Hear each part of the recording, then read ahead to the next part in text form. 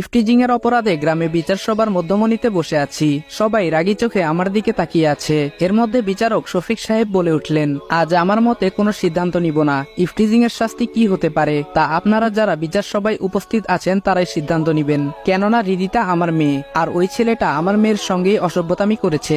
এলাকার বড় নেতা জাবেদ সাহেব বলে উঠলেন, দেখুন, আজ যদি এই ছেলেটাকে আমরা গ্রামবাসীরা ছাড় দেই, তো আজ শফিক সাহেবের মেয়ের সঙ্গে ইফটিজিং করেছে, কাল আমাদের মেয়ের সঙ্গে যে ইফটিজিং করবে না তার কি গ্যারান্টি আছে? সুতরাং আমি আজ এই ছেলেটার উপযুক্ত শাস্তি কামনা করছি, যাতে এইরকম জঘন্য কাজ না করতে পারে।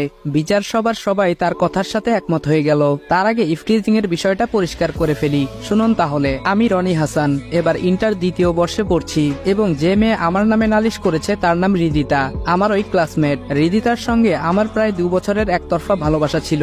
আমি ভালোবাসলেও রিদিতা আমাকে ভালোবাসতো না। আপনারা হয়তো ভাবছেন রিদিতা আমাকে ভালোবাসে না দেখে তার সঙ্গে ইফটিজিং করেছি।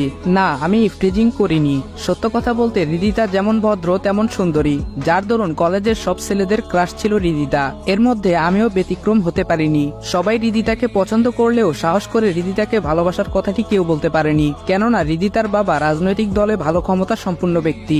সে চাইলে একজনকে কোনো মিথ্যা মামলায় নিমিষে জেল অবধি পৌঁছাতে পারেন, কিন্তু মানুষ হিসেবে তিনি যথেষ্ট সৎ। একদিন আমার চাচাতো বোন তানিশাকে দিয়ে প্রপোজাল দিয়েছিলাম।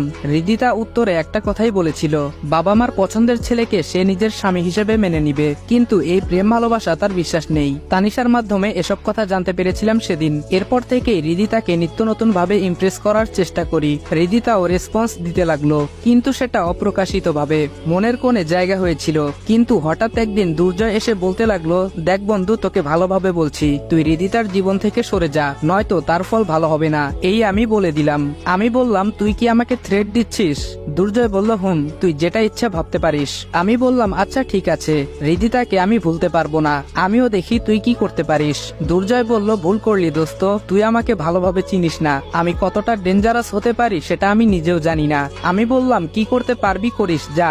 সেই দিন দুর্জয়ের সঙ্গে কথা কাটাকাটি করে আসছিলাম, তবে দুর্জয়ও নাকি রিদিতাকে অনেক ভালোবাসে। সেটা আমি জানলেও আমি আমার জায়গায় অটুট, আর দুর্জয় তার জায়গায় অটুট। এইদিকে রিদিতার সঙ্গে রিলেশনটা প্রায় হয়েই গেছিল আমার, ভালোই চলছিল দিনকাল। কলেজের ক্লাস শেষে মাঠে ক্রিকেট খেলতেছিলাম। এমন সময় রিদিতা কান্না করে আমার সামনে দাঁড়িয়ে বলতে লাগলো, ছি রনি ছি, এই ছিল তোমার মনে? তোমাকে আমি ভালোবাসিনি ঠিকই, কিন্তু মানুষ হিসেবে তো ভালো ভেবেছিলাম। আজ তার এই প্রতিদান। আমার হাতে একটা চিঠি ধরিয়ে দিয়ে বলল, আর অপরদিকে রিদিতা কান্না করছে অবিরাম।